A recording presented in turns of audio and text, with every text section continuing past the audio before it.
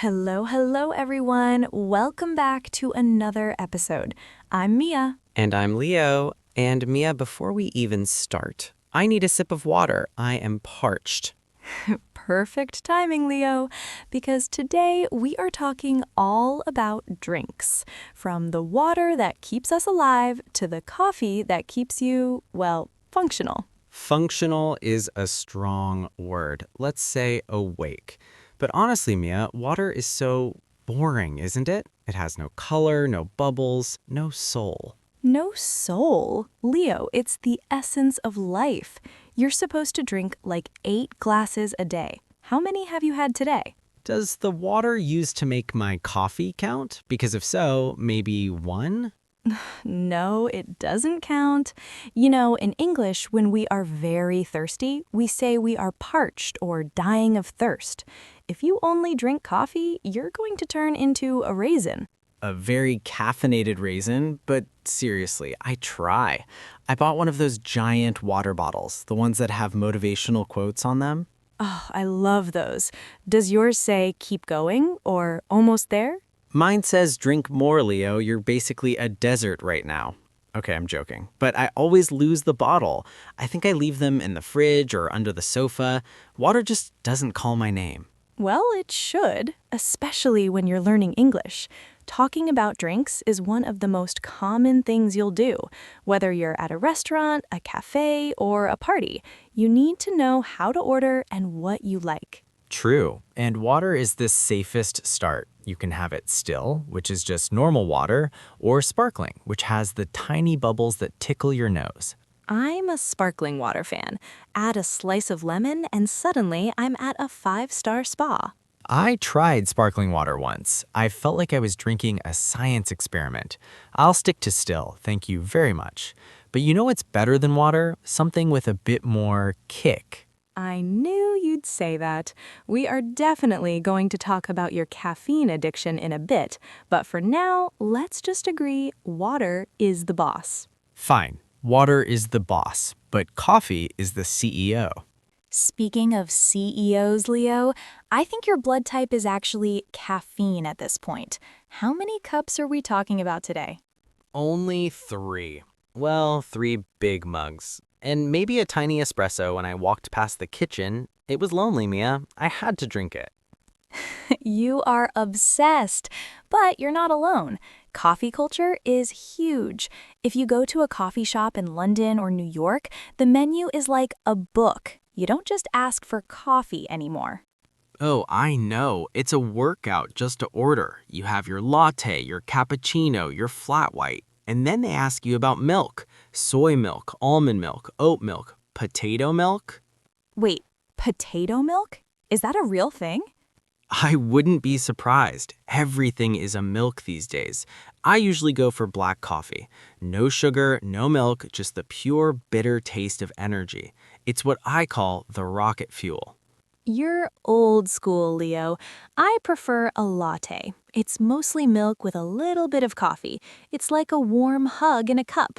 And I love it when the barista makes a little heart or a leaf in the foam. That's latte art. I tried to do latte art once at home. I tried to make a heart, but it looked like a very sad cloud. Or maybe a potato. Again, with the potatoes. It takes practice, but for our listeners, it's good to know the basics. A cappuccino has more foam than a latte. An Americano is just espresso with hot water. And if you're in a hurry, you just grab a coffee to go. To go is my favorite phrase. I'm always moving. But I have a question. Why is it that coffee smells amazing, like heaven in a bean, but sometimes it tastes like burnt toast? That's probably because you're making it at 5 a.m. with your eyes closed, Leo. You need to respect the bean. Maybe. But you know what's funny? Some people drink decaf. Why? It's like a car with no engine. It looks like coffee, it smells like coffee, but it doesn't do anything. Some people just like the taste without the shaky hands feeling you get, Leo. Not everyone wants to vibrate at high frequencies all day. Fair point. I do talk a bit fast when I've had my 4th cup, but hey, that's why this podcast is so energetic. Okay, Leo, we've survived your coffee rant. But now we need to talk about something much more sophisticated. Something with history. Something calming. Oh no, I know that tone. You're talking about tea, aren't you? Exactly.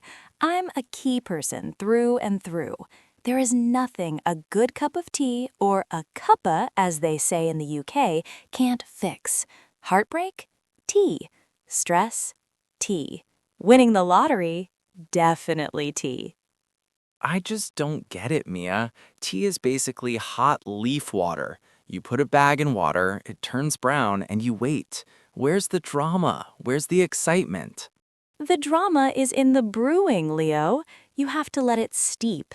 That means you let the tea bag sit in the hot water for a few minutes to get all the flavor out. If you take it out too early, it's weak. If you leave it too long, it gets bitter. It's an art form. I tried making tea for a guest once. I asked them, "Do you want milk and sugar?" And they looked at me like I was asking for their bank password. Apparently, there are rules. Oh, there are definitely rules.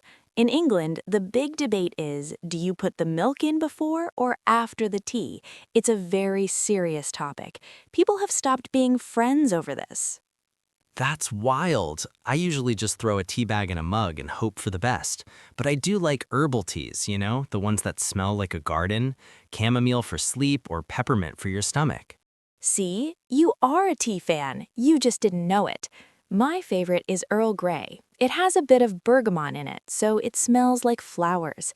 It's very fancy. I feel like I should be wearing a crown when I drink it. I can see it now. Queen Mia of the podcast. But what about iced tea? That's big in the summer. Oh, I love a good peach iced tea with lots of ice cubes. It's so refreshing. But some people, especially in the southern US, drink sweet tea, which is basically syrup with a hint of tea. Now that sounds like my kind of drink. If it doesn't give me a sugar rush, is it even a drink? You and your sugar, Leo. Honestly, whether it's green tea, black tea, or a fruity infusion, it's all about the ritual. It's about taking a moment to breathe. I'll stick to breathing over my coffee steam, thanks. But I'll admit, a nice mug of tea on a rainy day does sound a little bit cozy. Just a little bit. Okay, Mia, we've been very adult so far. Water, coffee, tea. Boring. Let's talk about the fun stuff, the drinks that make your tongue tingle. You mean fizzy drinks? Yes, or soda, or pop, or soft drinks. Why are there so many names for the same thing? It depends on where you are. In the UK, we usually say fizzy drinks. In the US, it's a big battle. Some places say soda, some say pop, and in some parts of the South, they call everything a Coke, even if it's a lemon lime drink. That is so confusing. I'll have a Coke. What kind? An orange Coke, please. It makes no sense.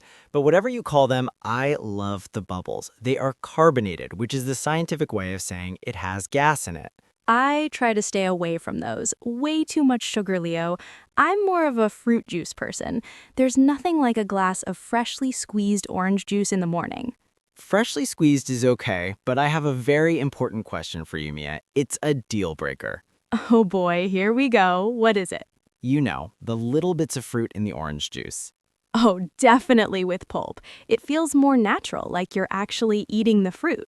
No way. I want my juice to be smooth. If I wanted to eat fruit, I'd buy an orange. I don't want to chew my drink, Mia. That's just wrong. To each their own, but you have to admit a cold lemonade on a hot summer day is the best, especially when it's a bit sour and has some mint leaves in it. Now that I can agree with. Or a smoothie. I love throwing bananas, strawberries, and some yogurt into a blender and making a thick, cold drink. It's like a healthy milkshake. Exactly. Healthy being the key word. Though some people put so much syrup in their smoothies, it basically becomes a dessert. Guilty. If I'm making a smoothie, I'm adding honey, maybe some chocolate chips. Leo, that's not a smoothie anymore. That's a sundae in a glass. Hey, it's all about balance. A little bit of fruit, a lot of everything else. Okay, Leo, we've covered the basics, but what about the fancy stuff? When you go out to a nice restaurant or a party, what are you ordering? Oh, you know me, Mia. If there's a milkshake on the menu, I'm 100% getting it.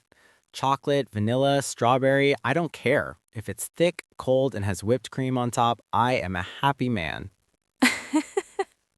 You are like a 5-year-old sometimes. But I have to admit, milkshakes are delicious. The only problem is the brain freeze. Oh man, the brain freeze is real. You take one big sip through the straw and suddenly it feels like an ice cube is attacking your forehead. Exactly. In English, we call that a brain freeze or an ice cream headache. It's the price you pay for being greedy, Leo. Totally worth it. But what about you, Mia? You're more of a mocktail girl, right? I am. I love a good virgin mojito. For those who don't know, a mocktail is a cocktail but without the alcohol. Virgin just means the non-alcoholic version. It feels fancy because it comes in a cool glass with mint and lime, but I can still drive home. I love the vocabulary of fancy drinks. You have drinks served on the rocks, which just means with ice cubes, or straight up, which means chilled but with no ice in the glass. And don't forget the famous line, shaken, not stirred. Thanks to James Bond, everyone knows that one. Shaken means they put it in a metal container and shake it like a Polaroid picture. Stirred means they just mix it gently with a long spoon. I tried to shake a drink at home once. I didn't close the lid properly. My kitchen ceiling was shaken, my shirt was shaken. It was a disaster. Classic Leo. But you know, there's also the garnish. That's the little extra thing they put on the rim of the glass. A little umbrella, a slice of pineapple, or even a salty rim for a margarita. I like the umbrellas. I collect them. I have a tiny box of tiny umbrellas at home. They make me feel like I'm on a tropical island even when it's raining outside. You're so extra, Leo. But hey, whether it's a thick milkshake or a fancy mocktail, these are the treat drinks. They make life a little bit more fun. Amen to that. Now, if you'll excuse me, I'm gonna go find a milkshake. I'll try to avoid the brain freeze this time. Good luck with that. Brr, Mia, have you noticed the temperature outside? I'm wearing 3 sweaters and I'm still shivering. I need something to save me. Something hot.